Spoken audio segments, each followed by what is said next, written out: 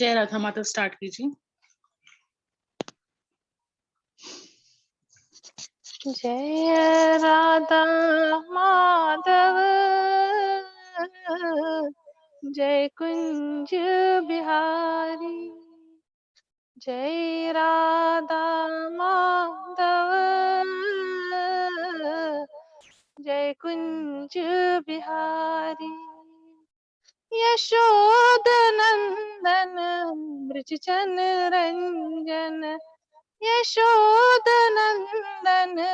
ब्रजचन रंजन, यमुना तीरवन चारी, जय राधा माधव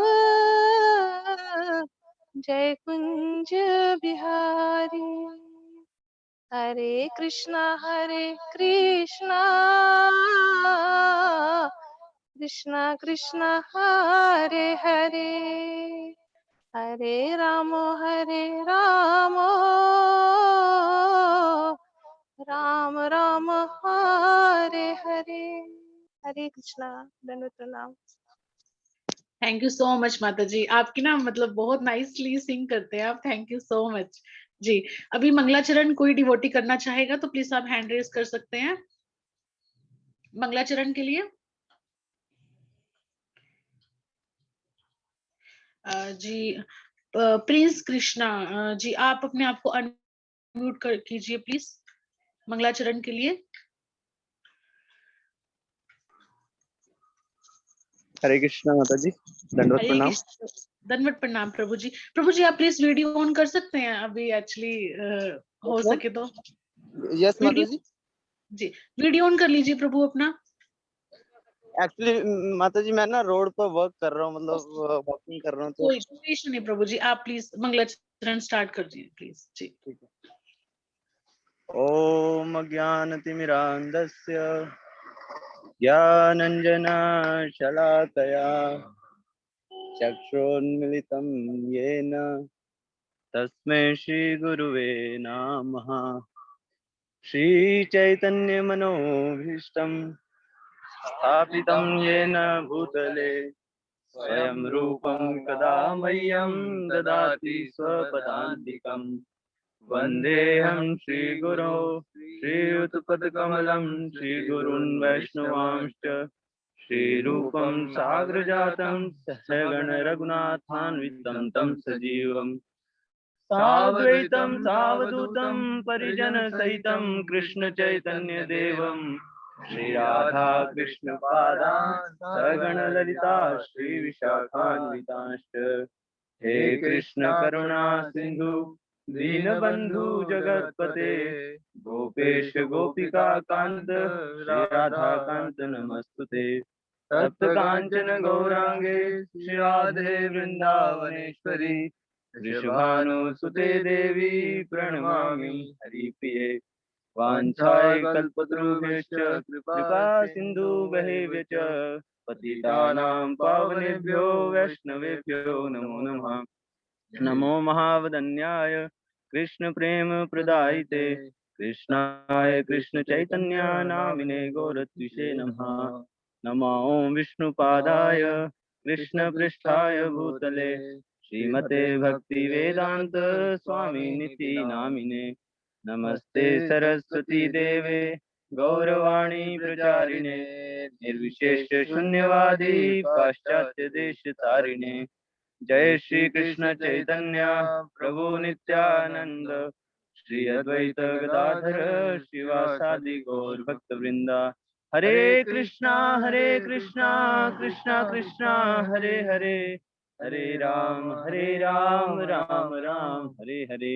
हरे कृष्णा कृष्णा कृष्णा हरे हरे, हरे राम राम राम हरे हरे। बोलिए जगत गुरु श्री प्रभुपाद की जय, श्री गुरु महाराज की जय। धन्यवाद प्रभु जी, थैंक यू सो मच। और अभी जैसे कि प्रभु जी हमारे साथ जुड़ चुके हैं अभी, और सभी डिवोटी से एक मेरी रिक्वेस्ट है कि आज हम सेशन 8:30 तक अपना बाइंड अप करेंगे। एक्चुअली प्रभु जी को थोड़ा लेट हो जाता है इस वजह से, तो हम सभी प्रभु जी का वेलकम करेंगे और उनका बहुत बहुत धन्यवाद करेंगे। जी प्रभु जी।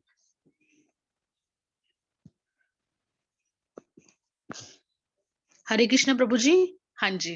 जी प्रभु जी, आप सेशन स्टार्ट कर सकते हैं जी। और प्रभु जी, अब मैंने आपको अनम्यूट किया, तो प्लीज आप अनम्यूट कर लीजिए खुद को। कर लिया मैंने अनम्यूट। जी, मेरी थैंक यू आवाज सो पहुंच रही है सबके पास? जी प्रभु जी। हाँ जी। तो सभी भक्तों को हरे कृष्णा। और पिछली बार मधुप्रिया प्रभु, सॉरी, नदिया बिहारी प्रभु ने मेरे को कहा था कि कुछ पास टाइम्स महाराज जी के बताइए आपके एसोसिएशन के साथ। तो आज मैं उसके बारे में शेयर करना चाहूंगा।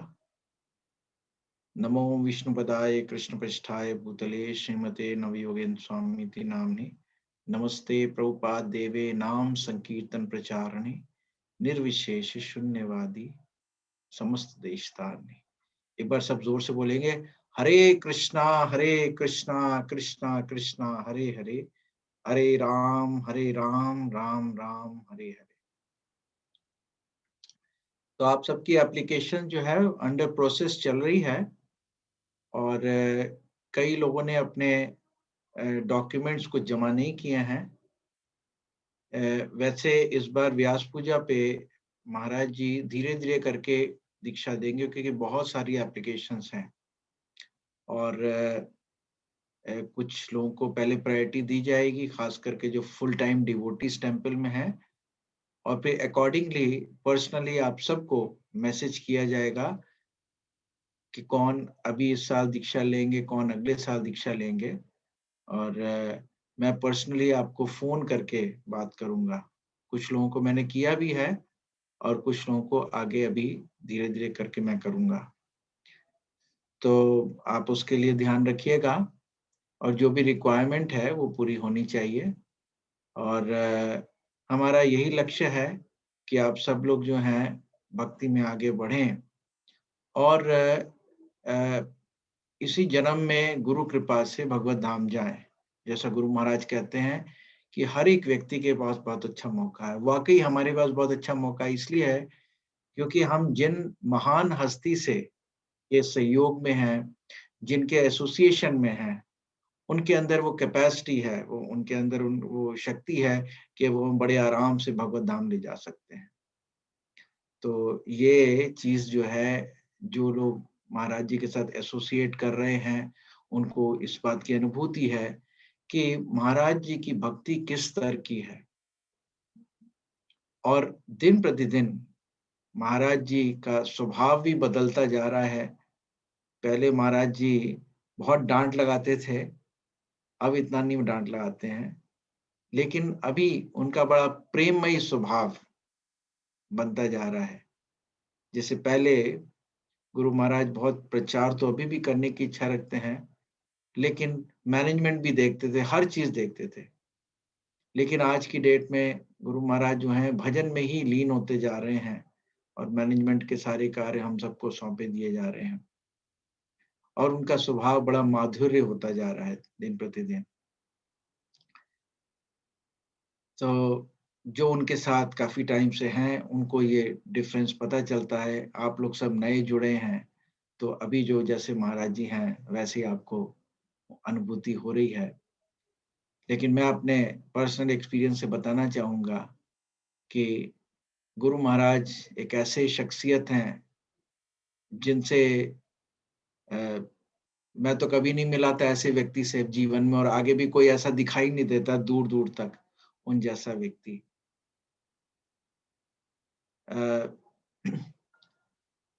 गुरु जी के साथ जो मेरा संबंध है वो यही कोई 1993 से है। महाराज जी से मेरा जो मुलाकात हुई थी वो मायापुर में हुई थी। मैं कलकत्ता में पढ़ता था, इंजीनियरिंग कर रहा था, और हम इस्कॉन जाया करते थे।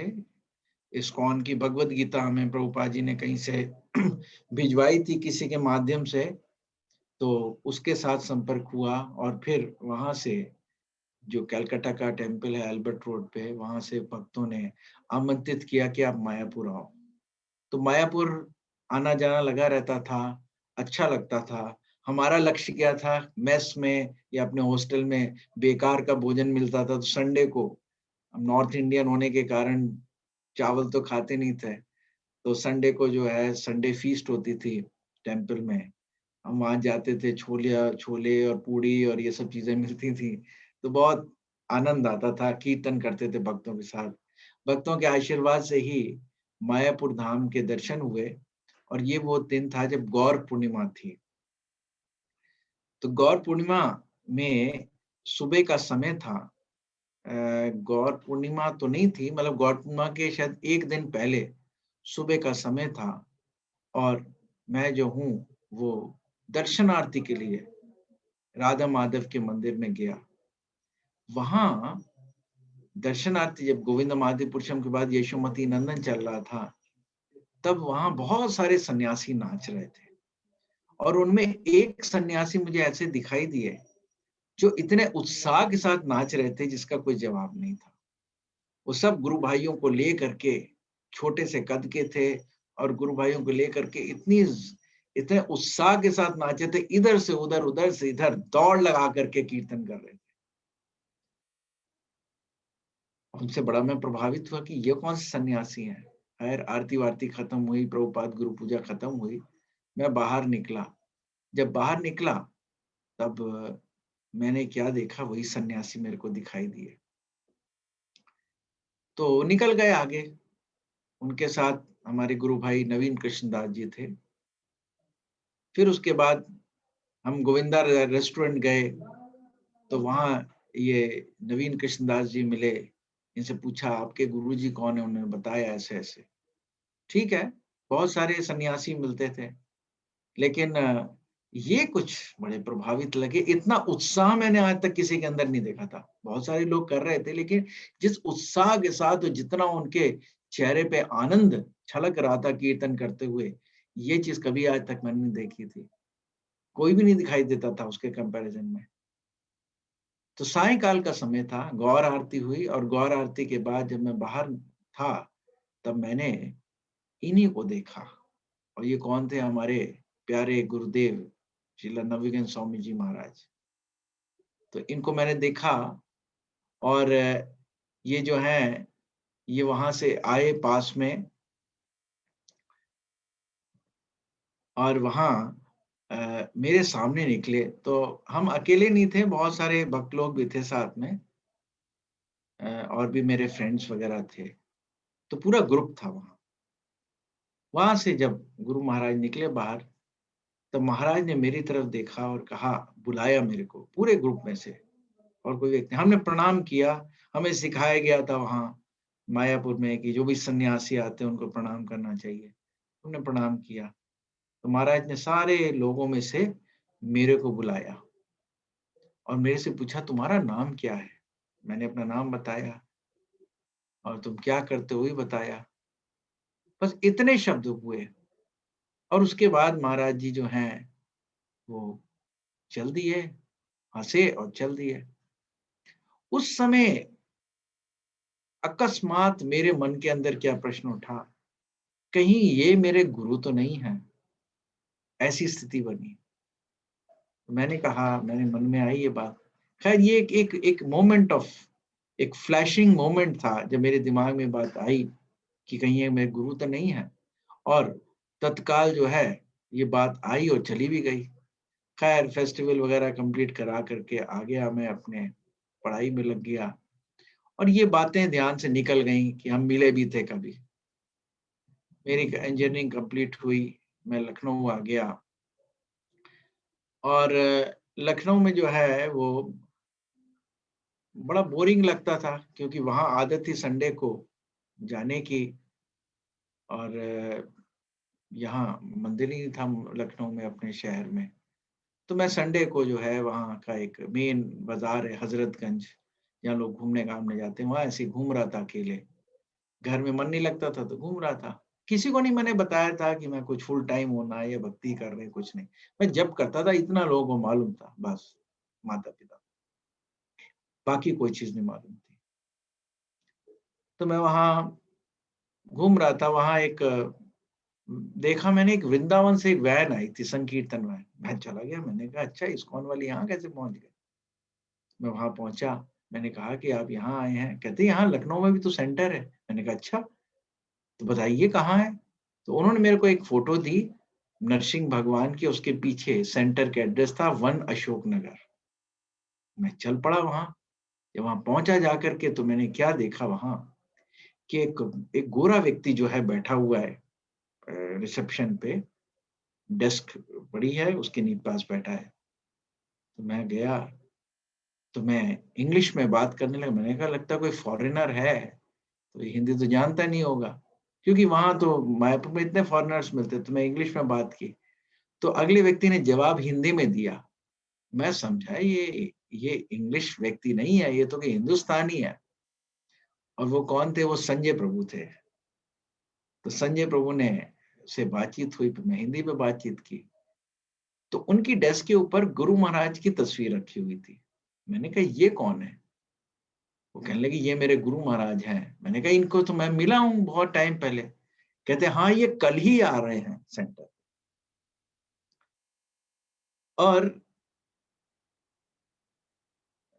क्या हुआ कि वहां आकर के मैंने सोचा ठीक है कल भागवतम में आऊंगा। मैं भागवतम में पहुंचा। भागवतम में एज यूजुअल महाराज जी बहुत सुंदर प्रवचन कर रहे थे।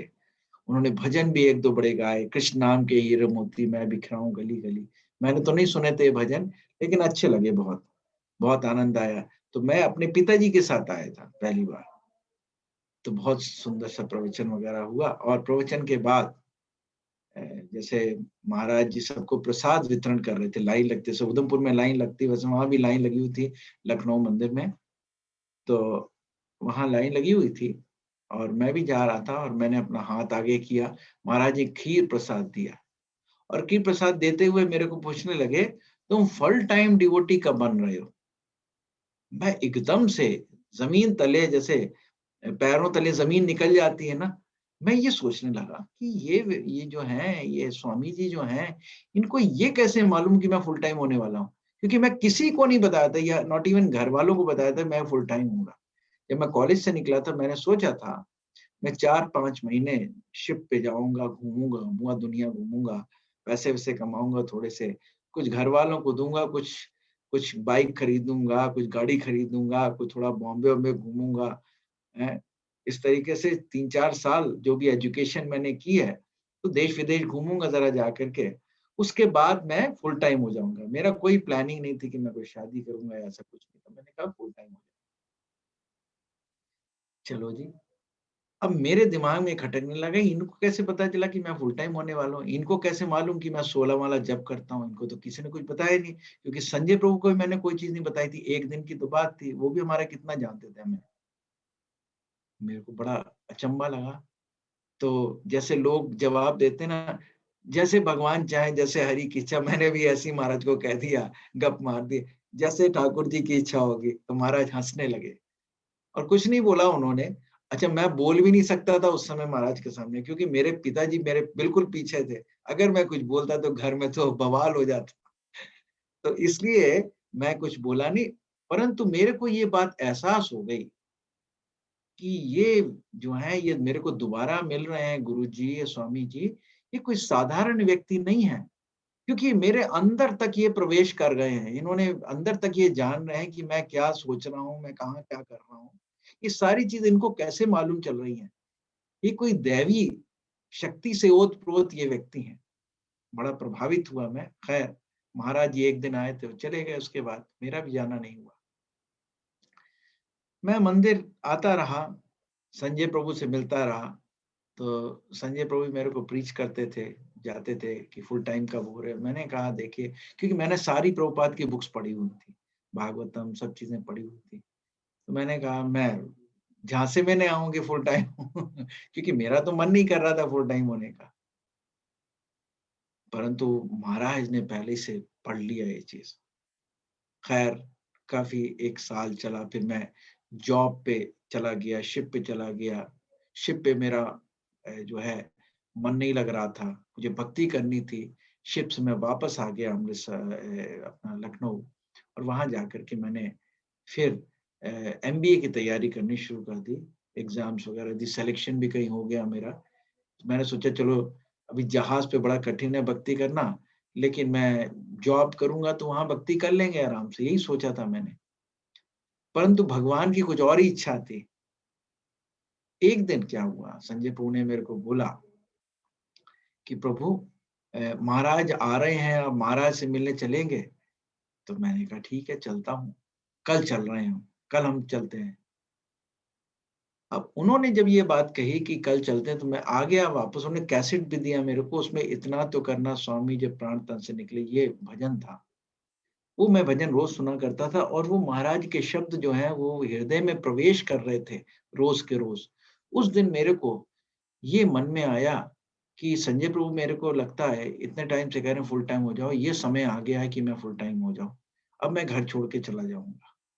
मेरे मन में बिल्कुल ये पक्का संकल्प हो गया, जबकि बड़ा कठिन था संकल्प करना, ये भगवान की कोई प्रेरणा थी। तो मैंने क्या किया, मेरी माताजी दिल्ली गई हुई थी, भाई कहीं और गया हुआ था, पिताजी कहीं गए हुए थे, मैं चुपचाप घर से जो है एक बस एक जोड़ी कपड़े लेकर के निकल पड़ा और आ गया। कहाँ? संजय प्रभु वहाँ मंदिर आ गया। मैंने कहा कि मैं चलिए, मैंने आप कहते थे छोड़ दिए, चलिए आप महाराज से मिलने। तो कहते हैं अरे मैं तो मजाक कर रहा था, हमारे तो 3 दिन के बाद आएंगे, 4 दिन के बाद, अभी थोड़ी ना जाना है। मैंने कहा देखो ऐसा बड़ी मुश्किल से मैं घर छोड़ के आया हूँ, आप कहा करते थे अब वापस तो जाना मेरे लिए मुश्किल है, अभी कुछ आप रास्ता निकालो, अभी तो मैं वापस नहीं जाऊंगा। तो संजय प्रभु ने कहा चलो वृंदावन चलते हैं। तो हम वृंदावन घूम घाम के बड़े आनंद से गोस्वामियों के समाधि के दर्शन कर कर आके मैं जो हूँ कहाँ पहुंचा, दिल्ली हम पहुंच गए। और दिल्ली में महाराज को एयरपोर्ट पे रिसीव किया। तो महाराज जी को रिसीव करने में कितने सारे लोग आए हुए थे और कितना सुंदर स्वागत हुआ था उनका, आज तक मुझे याद है। तो सब लोग देख रहे हैं, महाराज से मिल रहे हैं, लेकिन मैं बिल्कुल नया व्यक्ति था, मुझे तो कुछ मालूम ही नहीं था। तो संजय जी के साथ आया था, और वो भी किस पे, स्कूटर पे आया था, ठंड का समय था। और हमारा ये एक वो था, उस समय तो जवान थे, सोचते थे कि कोई कपड़ा नहीं पहनना, हमने साधु बनना है तो बिल्कुल हम तपस्या में रहेंगे, ऐसा सोचा करते थे। लेकिन वो कब था, वो जनवरी का समय था, दिसंबर जनवरी का, इतना ठंड थी उस समय। खैर हम वहां पहुंचे और महाराज जी को रिसीव किया। महाराज जी की गाड़ी, महाराज गाड़ी में बैठे और महाराज गाड़ी पे चलती और मैं स्कूटर पे, संजय प्रभु मेरे को स्कूटर पे लेके जा रहे थे। तो जब जा रहे थे तो मैंने क्या देखा कि महाराज की गाड़ी जो है वो एक जगह रुक गई, और वहां से आवाज आई संजय जी को बुलाया। तो संजय प्रभु गए, स्कूटर हमने पीछे पार्क किया तो मैं खड़ा हुआ था। तो महाराज जी वहां संजय प्रभु को क्या कहते हैं, महाराज कहते हैं कि वो जो तुम्हारे साथ भक्त आया है, वो इतनी ठंड में उसने कुछ पहना नहीं हुआ, उसको ये शॉल दे दो। और जब संजय प्रभु ने शॉल ला के दी तो मैं हैरान हो गया। मैं सोचा कि इतने सारे लोग आए हैं, लेकिन महाराज जी एक एक व्यक्ति का ध्यान कर रहे हैं, और उन्होंने मेरा भी ध्यान किया। मैं तो एक तुच्छ प्राणी हूं, लेकिन ये क्या है, कौन सा रिलेशन है। तो शॉल उन्होंने दी, शॉल पहनी, और फिर हम आगे चल गए और पहुंचे जाकर के एक स्थान पे, विनीत नारायण उनके घर पे रुके थे। तो संजय जी ने इंट्रोड्यूस किया, और मैंने महाराज जी के सामने कहा महाराज जी मैं आपकी शरणागति में आना चाहता हूँ, क्योंकि मैंने तय कर लिया, समझ में आ गई कि यही मेरे गुरु हैं, शरणागति में आना चाहता हूँ। महाराज कहते ठीक है। महाराज ने कोई जवाब नहीं दिया, कोई प्रतिक्रिया भी प्रकट नहीं किया, अच्छा बहुत अच्छी बात है, कुछ नहीं, कोई प्रतिक्रिया प्रकट नहीं की। हम उसके बाद ईस्ट ऑफ कैलाश टेम्पल गए, दिल्ली टेम्पल गए, वहां महाराज ने संकीर्तन शुरू किया। जब संकीर्तन शुरू किया तो मुझे आज भी अनुभव है कि उस संकीर्तन में राधा माधव, जब उन्होंने जय श्री कृष्ण चैतन्य प्रभु गाना शुरू किया तो मेरे शरीर के रोंगटे खड़े होने लगे सुन करके। इतना मेरे अंदर उत्साह जागृत हो गया, इतना आनंद जागृत हो गया कि मैं हैरान हो गया। और मुझे निश्चित रूप से क्षण प्रति क्षण ये एहसास होने लगे, यही मेरे गुरु महाराज है, यही मेरे गुरु महाराज है, और मैंने सही डिसीजन लिया। ये सारी चीजें एकदम से मैनिफेस्ट होनी शुरू हो गई मन के अंदर। और उसके बाद फिर हम एक महाराज के डिसाइपल थे प्रत्युष भारतीय, उनके घर पे गए। तो मैं ये विचार कर रहा था कि ये देखिए हमसे कोई रिलेशन नहीं है, कुछ नहीं है, लेकिन कितना स्नेह दे रहे हैं, कितना प्रेम दे रहे हैं, कितना केयर कर रहे हैं, कौन करता है किसके लिए? और कितने इस बात को लेकर के प्रोटेक्शन दे रहे हैं कि मैंने केवल उनको ये बात बोली है कि मैं भक्ति करना चाहता हूँ, तो कितना ध्यान रख रहे हैं। बोलते हुए बगैर भी ध्यान दे रहे हैं, इतना कितनी बड़ी बात है। और महाराज मैंने देखा हर जगह महाराज पूछ रहे हैं भोजन किया, कुछ किया, डायरेक्टली नहीं बात कर रहे, लेकिन भक्तों से पूछ के कह रहे हैं कि इसका ऐसा व्यवस्था हुई कि नहीं हुई, आदि इत्यादि। खैर हम लोग वहाँ पहुँचे, अपना ये 1995 की बात है। 1994 में सेकंड मीटिंग हुई थी, 1993 में फर्स्ट मीटिंग हुई थी महाराज से, और ये 1995 में थर्ड मीटिंग में जो है मैं सरेंडर कर गया था। तो महाराज जी प्रत्युष भारतीय के यहाँ गए, वो एक बहुत बड़े बिजनेसमैन थे, तो बड़े एंथुसियास्टिकली महाराज को वेलकम किया उन्होंने, और उनके लिए कमरे में तो कहने लगे प्रत्युष मैं आराम करना चाहता हूँ थोड़ा सा। तो भी बड़े उत्साह के साथ गए, कहते महाराज जी हमने आपका जो है वो हमने आपके लिए एक एयर बेड लाए हैं, एयर बेड। तो एयर बेड था, उसमें हवा भर के एयर बेड बनाया हुआ था उस पर। तो तुम्हारा कहते अच्छा एयर बेड है मेरे लिए, हाँ हाँ एयर बेड बहुत बढ़िया, बड़ी तारीफ करने लगे वो। अभी हुआ क्या कि वो जो एयर बेड था, मैं कहा ठीक है मैं रेस्ट करता हूँ। अभी एयर बेड पे बैठ गए महाराज, लेट गए थोड़ी देर। तो मैं देख रहा हूँ वहां कि क्या हुआ कि महाराज वहां लेटे लेटे कह रहे हैं देखो जाओ किसी को, वो बिशन सिंह आए, बिशन सिंह उनका ड्राइवर था। महाराज कमरे के अंदर है, बिशन सिंह 2 कमरे के बाहर आ रहा है, और महाराज यहाँ कह रहे हो बिशन सिंह आएगा तो उसको ये कहना। मैं खुद देख रहा हूँ, हैरान रह रहा हूँ कि महाराज इस कमरे में है, 2 कमरे दूर उनको क्या दिखाई दे रहा है, कहाँ से वो कह रहे हैं कि ये बिशन सिंह, और बिशन सिंह हम कहने लगे महाराज ऐसे ही कह रहे होंगे। लेकिन थोड़ी देर में क्या देखा, बिशन सिंह वहां पहुंचा हुआ है, और महाराज वहां से आवाज, बिशन सिंह 2 कमरे बाहर। कहता जी महाराज आ जाओ अंदर आ जाओ। तो अंदर आ गए, महाराज ने प्रसाद वसाद दिया उसको, बिशन सिंह को, और 50 रुपए दिए थे शायद उसको। महाराज बहुत केयर करते हैं, कोई भी वर्कर होता है, कोई भी सर्वेंट होता है, हमने हमेशा देखा है कि जब घर छोड़ते हैं कुछ ना कुछ उसको दो। अगर कभी हम जैसे एयरपोर्ट पे जाते हैं तो पोर्टर होता है जो कोई सामान उठा के ले गया, हमारा ले आया है, उसको भी महाराज कहते हैं इसको 50 रुपए दे दो, उसको 25 रुपए दे दो, इस तरीके से। तो एक गरीब की भी बड़ा ध्यान करते हैं, मैंने महाराज जी को देखा है इस चीज को लेके, ये बड़ी चीजें प्रभावित करती हैं। तो बिशन सिंह चला गया, महाराज थोड़ी देर रेस्ट करने लगे, हम लोग भी बाहर बैठे हुए थे। अभी आधे घंटे बाद बेल हुई। जब बेल हुई तब महाराज कहते हो प्रत्युष के बच्चे को बुलाओ जरा। तो प्रत्युष जो है वो बेचारा आराम कर रहा था नीचे, तो वो एकदम से आए हड़बड़ाते हुए, क्या हुआ महाराज का। तो महाराज जो है, महाराज क्या कर रहे थे, जैसे छोटा बच्चा होता है ना, छोटा बच्चा होता है जैसे बिस्तर, कोई डल्ला बिस्तर होता है तो उछल कूद मचाता है, तो गुरु जी भी वो छोटे से वो जो बिस्तर पे थे ना, उछल रहे हंस रहे हैं। प्रत्युष तुमने कौन सा मेरे को बिस्तर दिया, एयर बेड दिया है तुमने, बहुत बढ़िया एयर बेड है, देखो तेरे एयर बेड की सारी एयर निकल गई।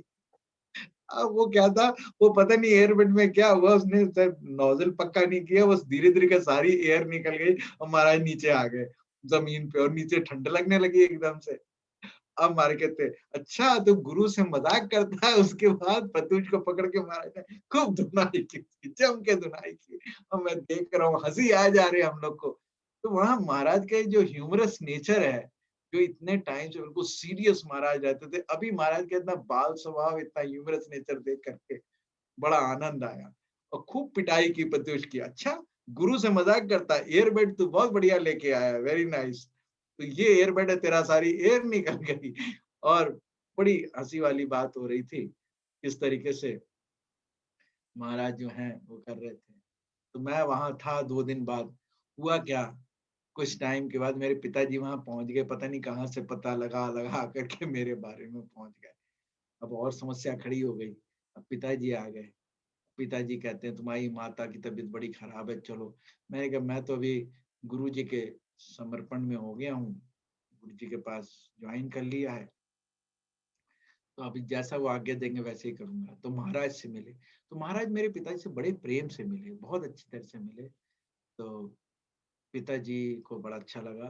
पिताजी ने कहा देखिए ऐसा है कि मेरे बेटे ने भक्ति करने का प्रयास किया है, तो लेकिन इसकी माता की तबीयत ठीक नहीं है, तो मैं ले जाना चाहता हूँ, बाकी मैं वादा करता हूँ मैं स्वयं इसको भेज दूंगा, मेरे पिताजी ने कहा। महाराज कहते जाओ ठीक है, तुम अपनी माता से मिले आओ जा करके। तो मैं रोने लगा उस समय। मैंने कहा महाराज जी बड़ी मुश्किल से मैं इस माया के चक्कर से निकला हूँ, अभी दोबारा जाऊंगा तो पता नहीं मैं आ पाऊंगा कि नहीं आ पाऊंगा। महाराज कहते हैं चिंता क्यों करता है, तू नित्यानंद का ध्यान कर, नित्यानंद प्रभु का ध्यान करो और सब कुछ ठीक होगा, जाओ मिलिए और जाकर। मैं अपने पिताजी के साथ चला गया। खैर वो तबीयत तबीयत कुछ नहीं खराब थी, सब नाटक था माता जी का। तो अभी वहां घर चला गया, ज्यादा कुछ बातचीत में नहीं करता था किसी से, मेरा ध्यान यही था। और महाराज ने कहा कि मैं 1-2 दिन के बाद लखनऊ आ ही रहा हूँ, फिर तुम्हें ज्वाइन कर लूंगा वहीं से। मैं पहुंच गया लखनऊ। अभी 2 दिन हो गए, 4 दिन हो गए, 7 दिन हो गए, कोई खबर ही नहीं है। मैं बड़ा उतावला हो रहा हूँ, क्या स्थिति है क्या है। संजय प्रभु से बात की, तो संजय प्रभु के पास फिर फोन आया महाराज का, और महाराज ने कहा कि उसने ज्वाइन किया फुल टाइम कि नहीं ज्वाइन किया। संजय प्रभु कहते हैं वो तो आपका इंतजार कर रहा है। तो महाराज ने कहा कि उसको भेज दो, दिल्ली भेज दो मेरे पास वापस। तो मैं बड़ा प्रसन्न, मैंने वहां तुरंत ट्रेन का टिकट कराया और घर पे आके बताया। अब माता ये थोड़ा रो रही थी, कहनी और 2-4 दिन रुक। मैंने कहा नहीं, गुरु जी की आज्ञा आ गई, अब तो मुझे जाना पड़ेगा। तो मेरे पिताजी मेरे को स्टेशन छोड़ने आए, फिर मैं वहां से पहुंचा। तो जब मैं पहुंचा वहां, तो महाराज जी किसी के यहाँ कोई कार्य कर रहे थे, कई लोगों से मिल रहे थे। तो मैंने जैसे ही एंटर किया, जब एंटर किया तो इतने खुश हुए महाराज जी कि जैसे पता नहीं, जैसे किसी का पुत्र आ जाता है, किसी का बेटा आ जाता है, उस तरीके से उनके चेहरे पे इतनी खुशी थी कि मैं पूरी तरीके से समर्पित हो गया। तो फिर महाराज जी उसके बाद चले गए, मायापुर फेस्टिवल में चले गए थे, और फरवरी का टाइम था। ये जब मैंने घर छोड़ा था, जब तब 26 जनवरी थी उस समय, 26 जनवरी मेरे भी आजादी हो गई थी उस टाइम संसार से। तो ये 96 की बात है। तो वहां जब महाराज जी चले गए, मायापुर चले गए, तो सुदर्शन प्रभु थे, इनके साथ में था मैं। तो सुदर्शन जी जो हैं वो क्या कहते हैं, कुछ टाइम जब महाराज के साथ में था तो सुदर्शन प्रभु बार बार मेरे को कहते थे, मैंने हेड शेव नहीं कराया था, तुम हेड शेव क्यों नहीं कराते हो, तुम हेड शेव क्यों नहीं कराते हो।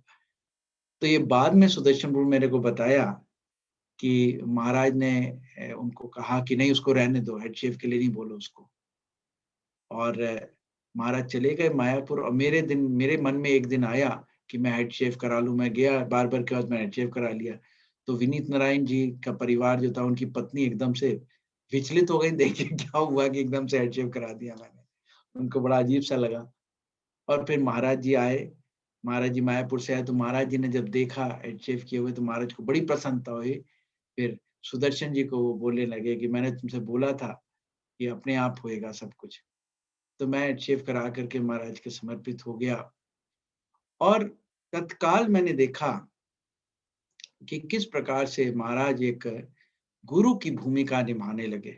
उस समय से हर चीज पे करेक्ट करने लगे। इकट्ठे सुबह सुबह हम जानते थे, मैं सुदर्शन प्रभु महाराज जी सुबह सुबह बैठ के जप किया करते थे। अगर मैं जप करते करते औंघाने लगता था तो महाराज जी मेरे को कहते थे जग के बैठो। उस समय महाराज जी बहुत स्ट्रिक्ट हुआ करते थे। अभी तो बहुत एक सबलाइम नेचर हो गया महाराज का, लेकिन उस समय तो तुरंत डांट देते थे। मुझे याद है एक बार महाराज जी वहां बैठे हुए थे दूर अपने कब, और मैं यहाँ भोजन कर रहा था, तो उन्होंने सिखाया था दाएं हाथ से भोजन करो। और मैं क्या कहता हूँ बाएं हाथ भी यूज एकदम से कर लिया।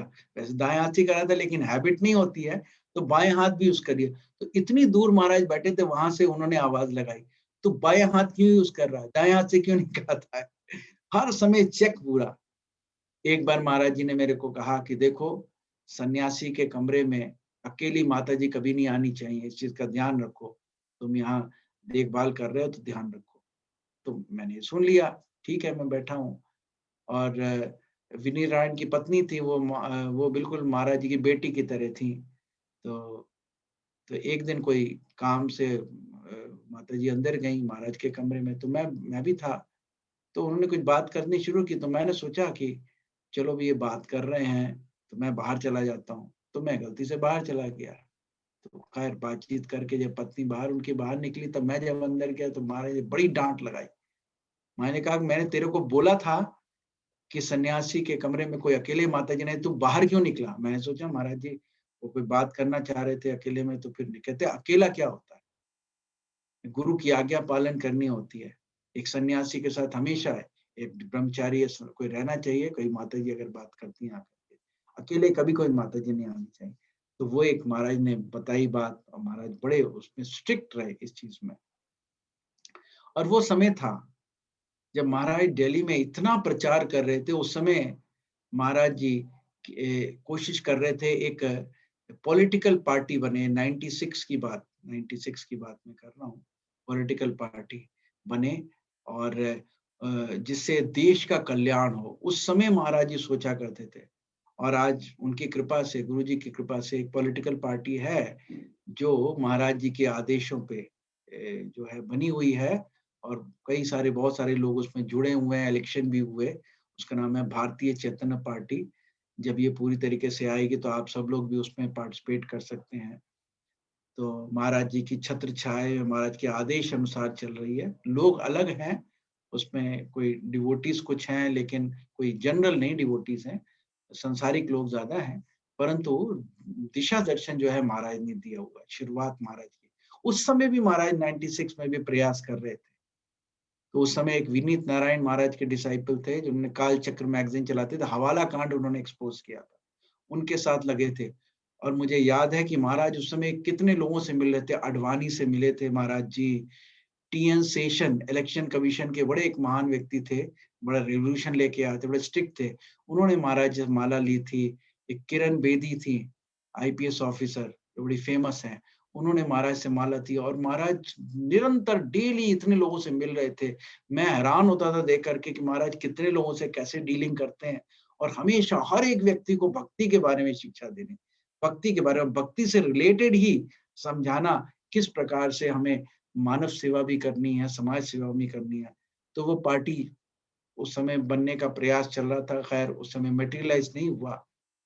बाकी जो चीज मैंने एक और अनुभव की उस समय, कि महाराज दिन रात जप करते रहते थे। आज का भी सिलसिला है और तब का भी सिलसिला था। इतने साल बीत गए लेकिन महाराज का जप हमेशा चलता रहता था। कभी मैंने नहीं देखा उनको खाली हाथ बैठते हुए। और प्रार्थनाएं हम लोग को भी शामिल करते थे। मंगल आरती की प्रार्थना, किसी घर में है वहां मंगल आरती प्रोग्राम 4:30 बजे, सारे घर वालों को पर्सनल लेक्चर देते थे, कन्विंस करते थे पूरी फैमिली को, भक्ति करो, भजन करो। और महाराज का ऐसा प्रभाव था, जिस परिवार में जाते थे सबके सबके जप शुरू हो जाते थे, सब जो है कीर्तन करते थे, सब माला शुरू होते और बड़े श्रद्धा भाव से महाराज के चरणों में रहते थे। और उस समय सुदर्शन प्रभु महाराज के पर्सनल सर्वेंट थे। तो सुदर्शन प्रभु को बहुत डांट पड़ती थी। अगर आज की डेट में हम और आप जैसे लोग अगर महाराज जी के समक्ष जाए और वो ऐसी डांट अगर खाना शुरू कर दें, तो शायद मुश्किल से 1-2 ही टिक पाएंगे, कोई टिक नहीं पाएगा।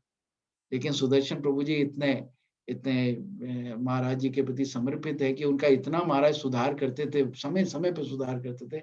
मेरे याद है एक बार हम लोग जा रहे थे, उस टाइम महाराज अपनी रिकॉर्डिंग करा रहे थे वैष्णव भजनों की। उस समय बड़े बड़े वो वीडियो कैसेट प्लेयर चला करते थे, तो उसमें रिकॉर्डिंग होती थी। तो महाराज जा रहे थे और स्टूडियो का एड्रेस जो है सुदर्शन प्रभु के पास था, उन्होंने लिया हुआ था फोन पे। अब जा रहे थे तो जाते हुए रास्ते में अब रास्ता ही नहीं मिल रहा है। तो सुदर्शन प्रभु कहने लगे कि एड्रेस शायद ढंग से नहीं लिखा है। महाराज इतने गुस्सा है पीछे महाराज आगे बैठे सोए, महाराज ने उनकी गंदी चांद पे एक टपाचा कस के मारा, इतनी तेजी से आवाज है, मैं तो सहम गया एकदम से। महाराज बिल्कुल बगल में थे उस समय, मैं सहम गया, अरे बाप रे बाप। लेकिन सुदर्शन प्रभु ने कुछ भी नहीं किया, बिल्कुल उफ तक नहीं किया, क्योंकि वो कृपा है। गुरु की कृपा है। अब तो महाराज मारते ही नहीं है किसी को, लेकिन पहले खूब डंडे मारते थे, सीधा करते थे। सब सब जितने भी सीनियर डिसाइपल्स हैं, सुदर्शन प्रभु, संजय प्रभु, मैं, यहाँ तक कुंती माता को कभी हाथ नहीं लगाते थे महाराज जी, मारा नहीं। लेकिन एक बार मैंने देखा टेबल और चाबी फेंक दी थी उठा के कुंती माता को। लेकिन ये सब कृपा है, सबके साथ ऐसा नहीं होता है। तो बहुत जबरदस्त चेस्टाइजमेंट चलता था। और अ, उस समय महाराज जी अपने वैष्णव भजन जो हैं वो भी रिकॉर्डिंग कराते थे। और उनका गायन तो इतना सुंदर था, आज थोड़ा-सा धीमा गाते हैं एज फैक्टर के कारण, लेकिन उस समय उनका जो कीर्तन होता था इतना उत्साहित होता कि ब्रह्मचारी तो पूरे, जैसे दिल्ली टेंपल में कहीं होता था तो बस मेला लग जाता था उठा करके, ऐसे देखने वाली चीज़। अभी होता है, अभी भी ब्रह्मचारी लोग, लेकिन उस टाइम तो महाराज खुद नाचते थे। मुझे याद है गुरु पूजा में प्रभुपाद जी गुरु पूजा में महाराज खुद नाच रहे हो, एक-एक को पकड़-पकड़ के नचाते थे। इतना उनका उत्साह होता था। और जो मेरे को बड़ा प्रभावित किया महाराज जी का नियम, महाराज उस समय केवल एक टाइम भोजन किया करते, एक टाइम शायद फ्रूट्स खाते थे, बाकी के दोपहर में एक टाइम भोजन करते थे। महाराज जो रात में शायद दूध लेना, और खड़ाऊ में रहते थे। महाराज को मैंने खड़ाऊ में दौड़ते भागते हुए देखा है। इतने स्ट्रांगली खड़ाऊ में होते थे और तीन तीन कपड़े पहनते, चाहे जितनी ठंडी हो। मैंने आज तक कभी स्वेटर पहने नहीं देखा महाराज जी को, कभी जैकेट पहने नहीं देखा। अब बहुत एज हो गई है, लेकिन उस टाइम कभी कोई चीज नहीं था। उनकी देखा देखी हम लोग भी कुछ नहीं पहना करते थे। और सारे बाकी शिष्य जो है गुरु के डिसाइपल्स कहते थे आपको ठंड नहीं लगती, ये नहीं लगता। लेकिन हमारे गुरु जैसे थे तो फिर हम लोग को भी बड़ा और अजीब सा लगता था, टोपा-टूपा लगा के रहना। तो ये हैबिट थी।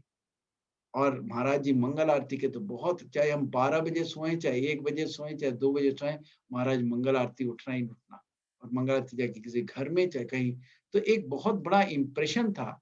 जैसे साधु होते हैं, वैसे इस्कॉन में जाते तो हमें कोई इतना साधु दिखाई नहीं देता। सब दिखाई तो सब आराम हैं अच्छे तरीके से।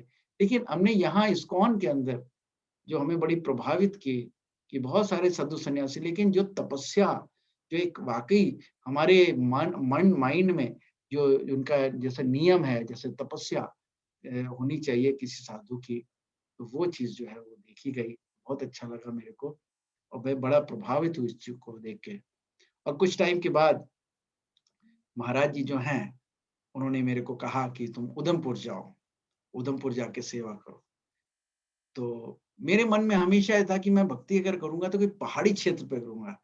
तो जब मैं उधमपुर जा रहा था जम्मू से, अच्छा जम्मू कैसे पहुँचा, सुदर्शन प्रभु था ट्रेन में। अब ट्रेन में जब सुदर्शन प्रभु चढ़े, तो वो तो अभ्यस्त थे, बगैर किसी टिकट के। और मैं हैरान, ज़िंदगी में कभी बगैर टिकट के ट्रेन ट्रैवल नहीं किया है। कोई वो नहीं है, ये नहीं है। मैं बड़ा परेशान, कहाँ रात में सोएँगे। और सुदर्शन को तो मस्त होकर के चलो जी कोई बात नहीं। तो हम पहुँचे वहाँ। तो थोड़ी देर में क्या हुआ, ठाकुर जी की लीला, अपने आप हमें सीट-वीट मिल गई और आराम से बैठ कर के जम्मू मेल से उधमपुर जम्मू पहुँच गए। वहाँ आश्रम की बस आई लेने के लिए, हम उसमें बैठ कर के, तो हम सुदर्शन प्रभु यही कह रहे थे कि प्रभु जी मेरी बड़ी हार्दिक इच्छा थी कि पहाड़ी क्षेत्र में भजन करूँ कभी, तो आज वो सार्थक हो रहा है। कहते हैं सब गुरु जी की आशीर्वाद है। तो उधमपुर में पहुँचा, और उधमपुर में वहाँ हमारे गुरु भाई सर्वभौम भट्टाचार्य जी देखा करते थे उस समय। तो वहाँ अ, तपस्या थी शुरुआत में, क्योंकि वहाँ एक ही गेस्ट हाउस था, गेस्ट हाउस में पानी खत्म हो जाता, पानी की बड़ी प्रॉब्लम थी। तो हम सुबह 3 बजे उठ करके जो है बावली पे नहाने जाया करते थे। टॉयलेट भी बाहर जानी, बावली पे नहाना, कपड़े-वपड़े धो के लेके आना, मंगल आरती अटेंड करना। 3 बजे सब लोग लोटा परेड लेके जाते थे इतनी दूर। तो वो सारा समय देखा। कई बार जब लेट हो जाते थे मंगल आरती में, तो वहाँ टंकी का एक पानी था, चिल्ड वाटर उसमें, उसी में नहा के मंगल आरती के लिए पहुँच जाते थे। पहले वहाँ छोटा-सा एक किचन हुआ करता था बीच में, अब तो इतनी व्यवस्था है उधमपुर में। उस टाइम एक किचन था, जहाँ बहुत चूहे घुमा करते थे, गड़-गड़, गड़-गड़ करते थे चूहे। तो ये सारी चीज़ें बड़ी आज की डेट में बड़ी सुंदर लगती हैं, बड़ा अच्छा लगता है, बड़ा एक फीलिंग अच्छी आती है, क्योंकि उस समय बड़े सिंपल हुआ करता था। कुछ भक्त थे और उनको सारी आश्रम की सेवा देखनी होती थी, और हम भी नए-नए थे। तो इस तरीके से गुरु महाराज का वो आश्रम था। फिर महाराज जी आए, उनकी व्यास पूजा होने वाली थी। उन्होंने इंटरव्यू लिया सबको, और वो महाराज की 50वीं सालगिरह थी जब हमारी व्यास पूजा हुई थी। प्रभुपाद जी का शायद हमारे ख्याल से सेंटेनरी था और हमारी 50वीं सालगिरह थी प्रभुपाद गुरु महाराज की। तो बड़े धूमधाम से वो हमने मनाई थी व्यास पूजा महाराज की। और मैं तो यही सोच रहा था कि अभी मेरी दीक्षा होगी, दीक्षा मेरी महाराज ने बोल दिया दीक्षा के लिए, तो मेरी दीक्षा होगी और मैं सैफरन लूंगा। उस समय सैफरन का बड़ा बोलबाला था, मतलब भगवे वस्त्र का बड़े बोलबाला था। मैं सैफरन लूंगा, तो मैं बड़ा कॉन्फिडेंट था कि मैं तो सैफरन मिलेगा ही मिलेगा, बढ़िया है, सब कुछ है मेरा ये। लेकिन हुआ क्या सबको सैफरन मिल गया, जितने मेरे सहपाठी थे, मेरे को ही नहीं मिला, मेरे को व्हाइट दिया। मैं हैरान, मेरे को इतना बुरा लगा, जो अंदर मन का अहंकार था ना कि मैं बड़ा महान भक्त हूँ, मैं इंजीनियरिंग छोड़ के आऊँ, ये वो सब कुछ मलियामेट कर दिया महाराज जी ने एक ही बार। और मैं अंदर से आत्मग्लानि होने लगी, अंदर से सोचने लगा क्या कारण है, मुझे क्यों नहीं दिया महाराज ने सैफरन, ये वो। लेकिन ये महाराज की परीक्षा थी। आज की डेट में जिनको सैफरन दिया था वो आज की डेट में कई मूवमेंट में भी नहीं है, कई वाइट हो गए और मैं ही सैफरन वाला बचा हूँ उसके बाद। तो उस समय महाराज जी परीक्षा लेते हैं, हर चीज की परीक्षा उन्होंने ली। मेरा अहंकार तोड़ा कि मैं बहुत भक्ति करने वाला व्यक्ति हूँ। तो व्यास पूजा बड़ी सिंपल हुआ करती थी, लेकिन आज की डेट में और पहले की व्यास पूजा में अंतर ये है कि उसमें बड़ा पर्सनल होता था व्यास पूजा।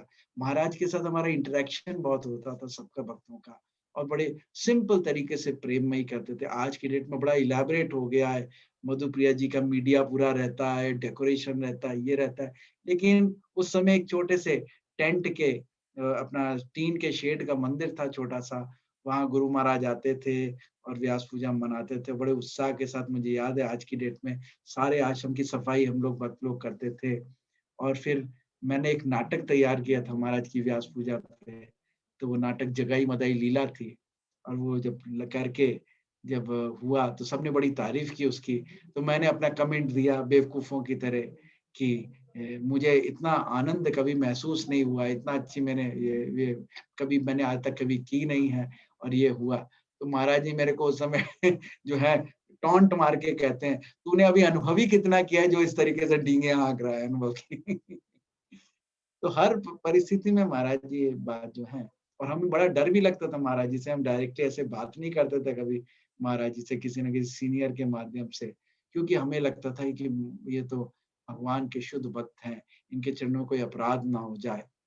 और इस तरीके से तो फिर दीक्षा हुई, नाम पड़ा इंद्रानुज दास, और फिर सेवा करने लगे। मंगल आरती के लिए बिल्कुल टाइम पे जाना होता था, सब चीज करनी होती थी, और महाराज जी इस तरीके से कार्य करते थे। तो फिर मई का महीना आया, हमें पता चला महाराज जी अमृतसर जाते थे प्रीचिंग के लिए, जाते रहते, सुदर्शन जी के साथ जाते थे। तो अमृतसर में जो है रथ यात्रा का आयोजन हुआ, और उसके लिए आमंत्रित किया गया महाराज जी को। तो महाराज जी जो हैं बड़े वर्षों के बाद जो है रथ यात्रा में लेने के, क्योंकि वो सेंटिनरी था प्रभुपाद जी का उस समय, 1996 की बात है।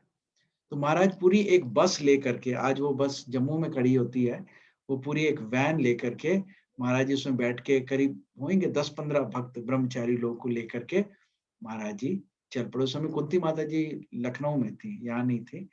तो हम सब लोग महाराज जी के साथ, सारे डिसाइपल्स महाराज के यंग, वो महाराज के साथ बैठ करके चल पड़े, उधमपुर से चल पड़े। तो हमारा बहुत बड़ा टूर था, क्योंकि महाराज जी ने पहले चामुंडा जाना, चामुंडा भी एक पे हमारा मंदिर है, तो चामुंडा जाना था। तो हम चामुंडा गए पठानकोट से, और इतना आनंद आता था। गुरु महाराज थे, हम सब भक्त थे, कि बीच बीच में महाराज जी कहीं फ्रूट खिला रहे हैं, और गौर गौर आरती के समय गौर आरती गाते थे, पूरी बस में गौर आरती गाते थे हम लोग, मृदंग वगैरह बजा करके। बहुत अच्छा लगता था। बीच में महाराज जी कोल्ड ड्रिंक पिलाते सबको, सब मिरांडा बड़ा चला था, तो मिरांडा सबको सबको मिरांडा पिलाना, और फिर हम किसी भक्त के यहाँ रुकते थे, वहां प्रसाद खाते थे। मतलब पूरा संकीर्तन वैन जो है बड़े आनंद से चला करती थी। तो बहुत अच्छी तरीके से बड़ा आनंद पे हम चामुंडा पहुंचे। बहुत सुंदर स्थान था चामुंडा में, मुझे आज भी याद है, बहुत अच्छा लगता था मेरे को। मैंने महाराज से कहा, महाराज जी ये बहुत अच्छी जगह है। महाराज कहते हैं हाँ वाकई बहुत अच्छी जगह है, फिर आएंगे हम कभी। तो हम चामुंडा में थे, तब हमें फोन आया। फोन कहाँ से आया? करनाल से फोन आया। करनाल में एक रथ यात्रा आयोजित की थी, वहां एक एक्सियन थे विजय कृष्णदास, जो बाद में हमारे के डिसाइपल बने, उन्होंने अरेंज की थी। और करनाल अरेंज की थी तो रथ यात्रा से पहले 3-4 दिन का प्रोग्राम था। तो प्रोग्राम करने वाले जो लोग थे, वो ये विजय कृष्ण जी जो है, ये बड़े-बड़े प्रोग्राम आयोजित करते थे। इस्कॉन का भी रखा इन्होंने, आयोजित किया। लेकिन प्रोग्राम करने में भीड़ ही नहीं इकट्ठा हो रही थी। तो किसी ने बताया एक नवयोगेंद्र महाराज हैं, अगर वो आपके यहाँ प्रोग्राम में आ जाएँगे ना, तो अब देखो भीड़ की कोई कमी नहीं रहेगी, क्योंकि रथ यात्रा का माहौल बनाना था, पहली बार रथ यात्रा। तो फ़ोन आया महाराज जी को, महाराज कहते चलो करनाल, और हम लोग वहाँ चामुंडा से करनाल की तरफ मुड़ गए। हम चामुंडा से आए, पठानकोट, जालंधर, लुधियाना, करनाल इतनी दूर है जाके, कुरुक्षेत्र के आगे। तो हम करनाल पहुंच गए वहां, बस से ही ट्रैवल करते करते। उस समय इतनी गर्मी होती थी, कोई एसी नहीं होता था, कुछ नहीं होता था, और कैसे इतनी गर्मी में भी हम लोग जाया करते थे। और जगह जगह महाराज रुकते रुकाते हम लोग जो है वो करनाल पहुंचे, वहां जाकर के तो विजय कृष्ण जी के घर पे रुके, और महाराज ने एक ही दिन में पूरे परिवार को जो है इतना प्रेम दिया, इतना प्रेम दिया कि वो दीवाने हो गए। और दीवानापन उनका और बढ़ गया जब महाराज प्रोग्राम में गए। आज तक मुझे याद, उस प्रोग्राम में महाराज मंच पे बैठे हैं और माने जय राम राधा माधव जब शुरू किया है, तब इतना जबरदस्त जय राधा माधव था उस समय, और कीर्तन शुरू किया उन्होंने तो लोग पागलों की तरह नाच रहे थे। पूरा पंडाल जो है हिलना शुरू हो गया। जहां 10 लोग नहीं इकट्ठे हो रहे थे, वहां तो पता नहीं हजारों की संख्या में लोग वहां खड़े हो गए। और महाराज के आगे वाला प्लेटफॉर्म के आगे जो है सुदर्शन प्रभु और सारे डिवोटीज इतना नाचते रहते, इतना नाचते थे। आज की डेट में इतना नहीं नाचते हम लोग देखा जाए तो, लेकिन उस टाइम तो बहुत जबरदस्त नाच होता था।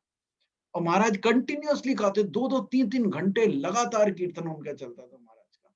और भजन भी गाना, ऐसा करना। तो बिल्कुल 2 दिन में तो महाराज जी जो है वो करनाल में रेवोल्यूशन ले आए। बहुत बढ़िया रथ यात्रा हुई। तो विजय कृष्ण जी इतने प्रभावित हुए कि उन्होंने ये पक्का कर लिया कि मैं जो हूँ वो अभी महाराज से दीक्षा लूंगा। आगे चल के उनकी दीक्षा हुई, उनके उनकी वाइफ की।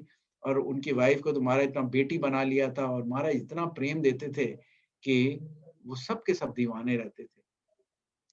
तो हम वहां से जो है विजय कृष्ण जी के यहाँ से निकले, तो मैंने वही अनुभव किया कि गुरु महाराज जो हैं उनके अंदर प्रीचिंग, प्रचार करने की कितनी क्षमता है, उनकी वाणी में कितनी शक्ति है कि जहां 10 लोग इकट्ठे नहीं होते उस पंडाल में, 3 दिन में तो रेवोल्यूशन आ गया। 3 दिन में करनाल के लोग पागल हो गए सुन करके महाराज कीर्तन को। रथ यात्रा भी बहुत बढ़िया हुई, और कैसे पूरे परिवार को महाराज जी ने जो है प्रेम में जोड़ लिया पूरी तरीके से। और फिर उनको अमृतसर भी बुलाया कि आप अमृतसर आए, और वहां से फिर हम लोग जो है वो अमृतसर पहुंचे। और बीच में महाराज के जितने डिसाइपल्स थे अलग अलग, कोई हरियाणा में, कोई पटियाला में, सबके घर में रुकते रुकाते सबको दर्शन देते हुए महाराज अमृतसर पहुंचे। तो ये सारी लीलाएं थी महाराज की। इन लीलाओं के बारे में और भी अमृतसर में भी बहुत सारी बातें हैं, फिर जब मौका मिलेगा आपको सुनाएंगे। तो कुल मिला के जो महाराज की लीलाएं थी बड़ी सुंदर, आज भी स्मरण करते हैं तो इच्छा होती है कि दोबारा पास्ट में चले जाएं और फिर उसको अनुभव करें, उस आनंद को। तो यही सब कुछ है। और अमृतसर में भी बहुत सारी लीलाएं, फिर जब कभी सेशन होगा तो आपको मैं कंटिन्यू करूंगा कि अमृतसर में क्या क्या घटना घटी थी, कैसे मंदिर मिला, क्या क्या चीजें हुई। तो बस स्मरण करते हैं तो बार बार याद आता है बहुत सारी चीजें, ऐसी सब सिचुएशन थी। तो ये सब जो है भक्ति पोषित करती है। गुरु जी के पास टाइम्स इतने सुंदर हैं कि उनका स्मरण करके हमारा उत्साह बढ़ता है। और आप सब लोग अभी नए आए हैं, सब लोग नए ज्वाइन किए हैं, तो उनके बारे में जानिए। और जो मेरा अनुभव है वो यही है कि गुरु महाराज जैसे बताते हैं, प्रभुपाद ने उनको बोला था, श्री गुरु चरणे रति ए से उत्तम गति। अगर आपका गुरु महाराज से प्रेम है पक्का, तो आपकी निश्चित रूप से प्रगति होगी। हो सकता है आपके कुछ नियम पालन नहीं हो पा रहे हैं, हो सकता है आपको कोई भक्ति के बारे में इतनी शिक्षा नहीं है, पुस्तकें नहीं पढ़ी, लेकिन नहीं, भक्ति एक भाव का विषय है। ये भाव जो है गुरु जी जागृत कर सकते हैं। पुस्तकें हैं, साधन है, ये सब चीजें जो हैं ये सपोर्टिव चीजें हैं, लेकिन मुख्य चीज क्या है? गुरु के प्रति निष्ठा और श्रद्धा। अगर आपने शुरू से इस बात पे इसको कायम कर लिया अपने मन के अंदर और प्रेम बढ़ना शुरू हो गया, तो आपकी प्रगति होएगी होएगी। ऐसा प्रभुपाद जी ने भी बोला है कि अ, जब हम गुरु की आज्ञा में रहते हैं तो हमारे लिए यम नियम आसान हो जाते हैं। तो ये चीज़ मैंने अनुभव की कई बार सेवा करते हुए पूरा 16 माला भी नहीं हो पाता था, रात में बैठ के करना पड़ता था। कई बार मंगल आरती नहीं हुई या कुछ नहीं हुआ, लेकिन भक्ति में कोई प्रभाव उसका नहीं पड़ता था। जब हम गुरु के संग में रहते हैं, तो हमें पूरी चार्जिंग रहती है, हम भक्ति में आगे बढ़ते हैं। हरे कृष्णा, धन्यवाद। किसी का कोई प्रश्न है, तो ज़रूर पूछ सकता है।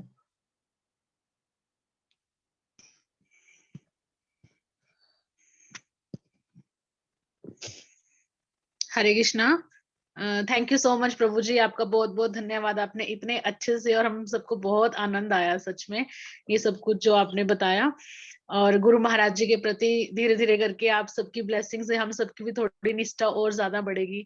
थैंक यू सो मच प्रभु जी।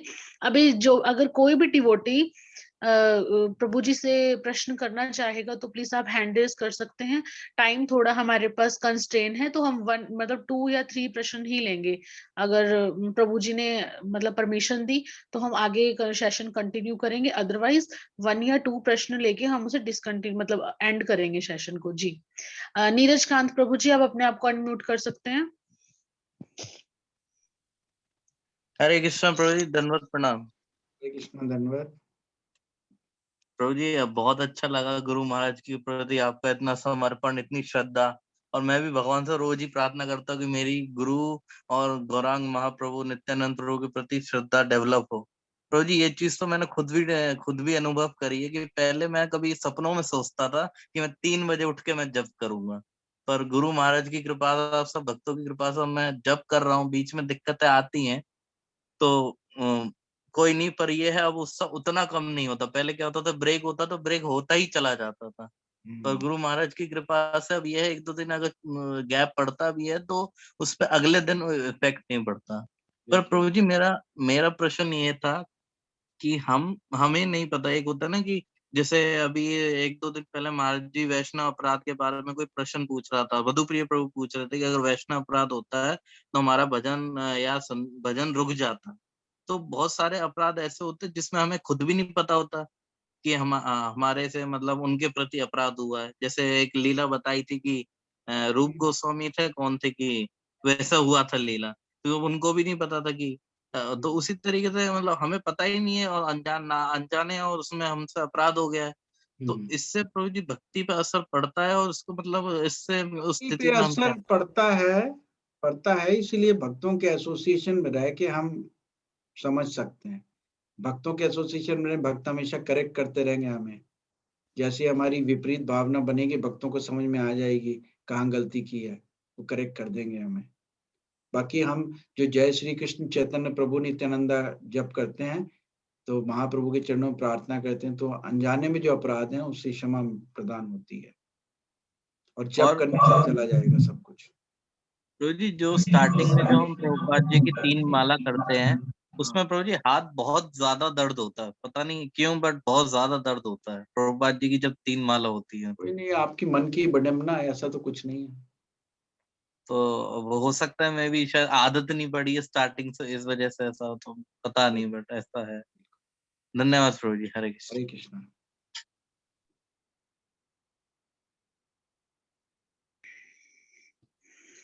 हरे कृष्णा। हाँ जी, सोनिया माता जी, आप अपने आप को अनम्यूट कीजिए प्लीज। हरे कृष्णा प्रभु जी, दंडवत प्रणाम। हरे कृष्णा, धन्यवाद। प्रभु जी बहुत बहुत बहुत धन्यवाद प्रभु जी, आपके सुनाने मतलब आप सुना रहे थे ना, दिल इतना गदगद हो गया। धन्यवाद हो प्रभु जी। ये आपके चरणों में प्रार्थना है कि हमें भी ऐसी रस भक्ति, ऐसी गुरु प्रेम भक्ति हमारे भी हृदय में जागृत हुई है और ज्यादा होए। और हमें भी मतलब अब यही इच्छा है कि मतलब मुझे और मेरे पूरे परिवार को बस अब गुरु आश्रय मिल जाए और कुछ नहीं चाहिए। ठीक है, आप और लगे प्रभु जी रहिए। एक प्रश्न ये था कि जैसे आप बता रहे थे ना जी प्रभु प्रभु जी। जैसे आप बोल रहे थे सच, आप बहुत सॉफ्ट हो गए हैं। सामने भी तो लगता था कि वो डांट देते थे ना, तो अभी भी जैसे कल परसों जाना हुआ तो महाराज जी के दर्शन हुए और मतलब कुंती माता, मैं भाग गई वहां से, मैंने प्रसाद भी नहीं लिया मंदिर से, मुझे लगा डांट पड़ेगी तो मैं चली गई। मतलब अभी भी इतना डर लगता है उनसे। प्रभु जी एक बात है, 2006 की 7 की बात है ये। जैसे महाराज जी की दीक्षित एक शिष्या थी, लक्ष्मी माता जी। हाँ हाँ, आपको उनका जानता हूँ। एक्सीडेंट हुआ था, कई बार वो हाँ। विवरण देते हैं उसका।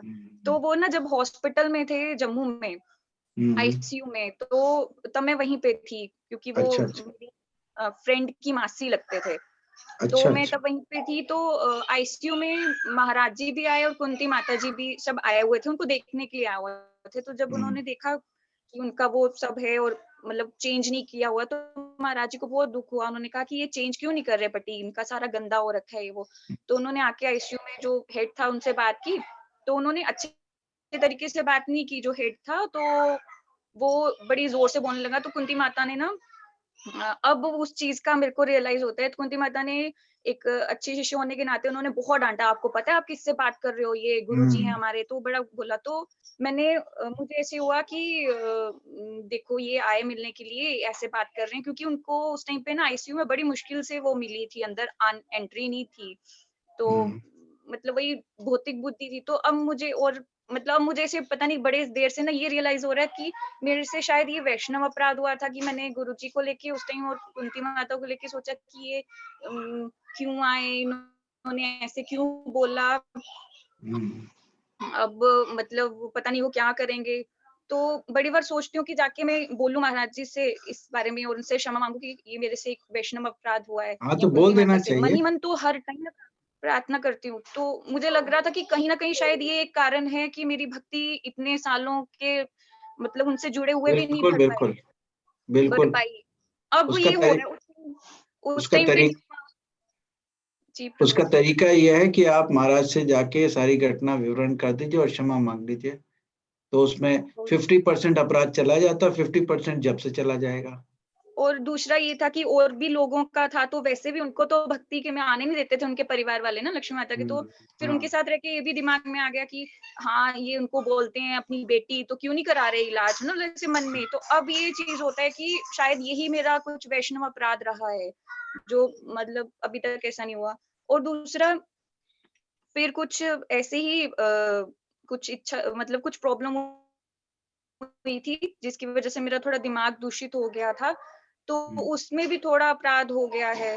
तो फिर ये सब उनसे ही महाराज जी से ही तो करके आप, करना पड़ेगा। लेकिन हाँ डर लगता है, बिल्कुल। जैसे अभी आपसे भी बात कर रही हूँ, तो अभी आपसे भी इसमें बात कर रही हूँ, तो मैं इसमें पूरी बात डरने नहीं की बता पा रही हूँ डर के मारे। इसमें डरने की बात नहीं है। हमें कॉन्फेस करना होता है। हम गुरु महाराज के पास जाके सारी चीजें बोल देंगे और क्षमा मांग लेंगे, तो महाराज बड़े दयालु हैं, तुरंत क्षमा कर देते हैं। और करो आप। हाँ, ऐसी तो मैं मेरी राय ये है मन कि आप ही मन जाके बहुत जो बार करती हूँ। कुंती माता के बारे में कुछ सोचा है तो कुंती माता को बोल दो, और महाराज के बारे में जो सोचा महाराज जी को बोल दो, तो आपका जो भी है ऑफेंस वो खत्म हो जाएगा। उससे तुरंत आपकी भक्ति में प्रगति हो जाएगी। कल भी यही सोच के गई थी कि मैं बोलूंगी, लेकिन बाकी सब बातें की कुंती माता जी से भी और सबसे, लेकिन फिर नहीं बोल नहीं पाई। मन ही मन करती हूँ, क्षमा याचना करती हूँ कि मुझे क्षमा मिले। फिर यही है कि प्रत्यक्ष में उनको बोलना पड़ेगा ना। प्रत्यक्ष में बोलना पड़ेगा। हाँ जी प्रभु जी, ठीक धन्यवाद है जी। प्रभु जी। हरे हरे कृष्ण। कृष्णा।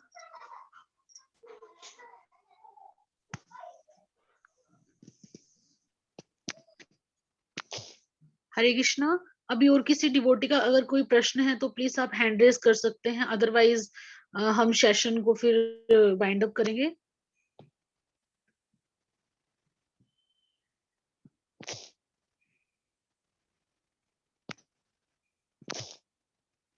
नहीं प्रभु जी, बस अभी और किसी का कोई भी प्रश्न नहीं है। हाँ जी, मुझे लगता है कि अभी कोई हैंड रेज भी नहीं कर रहा। हाँ जी ठीक है जी, जी थैंक यू सो मच, सबका धन्यवाद। हरे कृष्णा।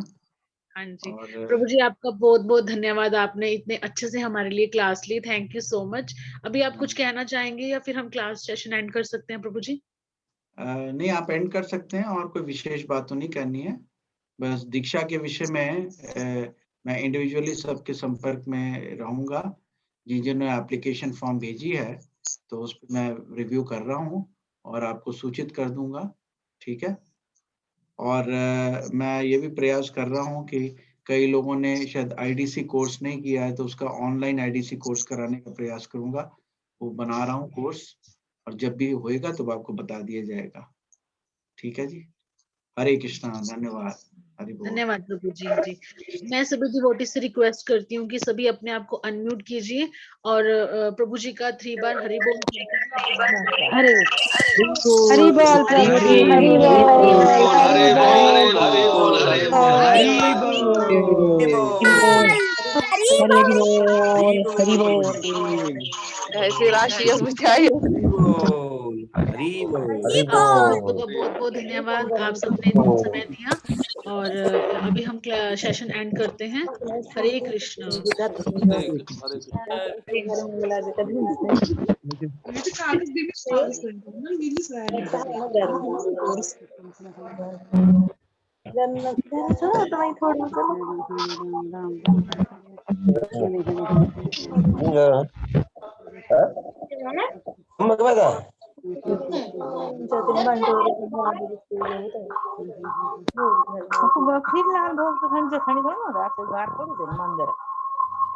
भोग लागतो तर तू इकडून किती बांधणे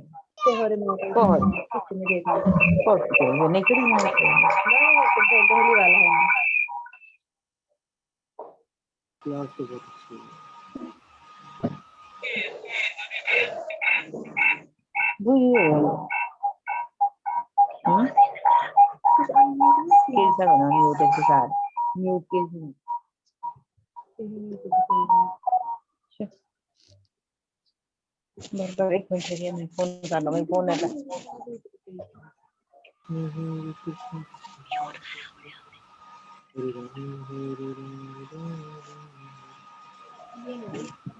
किसी का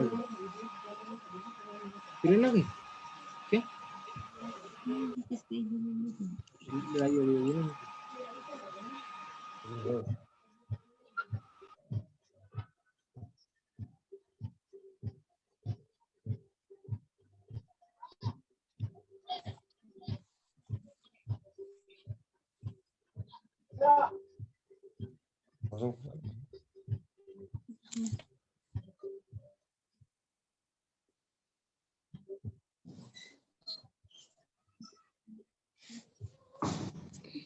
दीप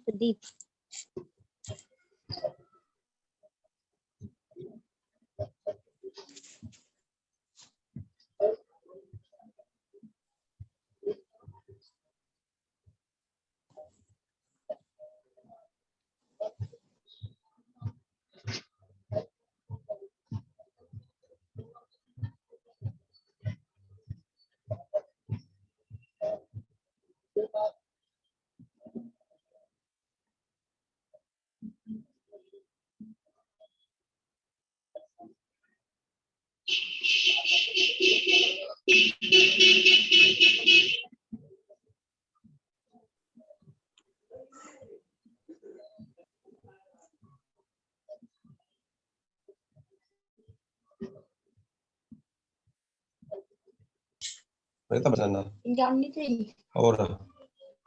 Ni Ini mana?